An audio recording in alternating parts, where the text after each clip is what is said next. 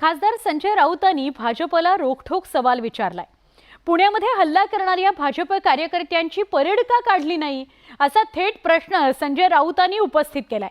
तसंच पुण्याच्या पोलीस आयुक्तांनाही संजय राऊतांनी आव्हान दिलंय। राऊतांच्या प्रश्नाला उपमुख्यमंत्री देवेंद्र फडणवीस यांनी काय उत्तर दिलं बघूया।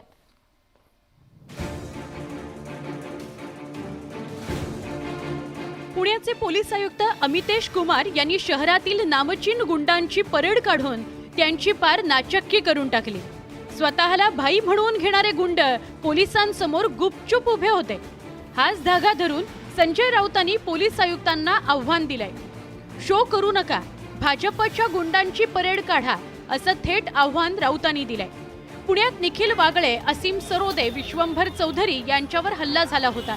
मग ज्या गुंडांनी निखिल वागळेंवर हल्ला केला त्यांची परेड का काढली नाही असा सवाल संजय राऊतांनी विचारला। हल्ला करणारे कुठल्या पक्षाचे आहेत, त्यामुळे तुम्ही घाबरलात का असा टोलाही राऊतांनी लगावला। फोटो बिटो निकालना बंद करो, सीएम के साथ काढा। मग काल या 3 प्रमुख लोकांवर जो हल्ला झाला त्या गुंडांची परेड पोलीस आयुक्तांनी आतापर्यंत का काढली नाही?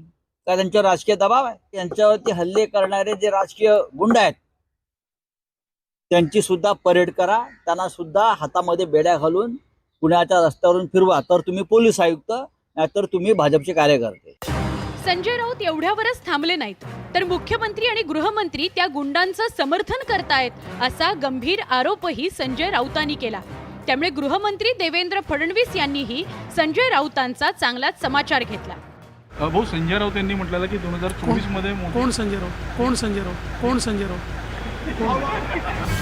पुण्यामध्ये हल्ला करणाऱ्यांची गुंडांप्रमाणे परेड काढली नाही तर पोलीस आयुक्तांनी नौटंकी बंद करावी असा सल्ला संजय राऊतांनी दिलाय। संजय राऊतांच्या या टीकेमुळे त्यांचा पुन्हा एकदा सत्ताधाऱ्यांसोबत चांगलाच सामना सुरू झालाय। मात्र कोण संजय राऊत असा प्रश्न विचारून देवेंद्र फडणवीस यांनी त्यांच्या टीकेतील हवाच काढून घेतली। Bureau report, news 18 Lokmat.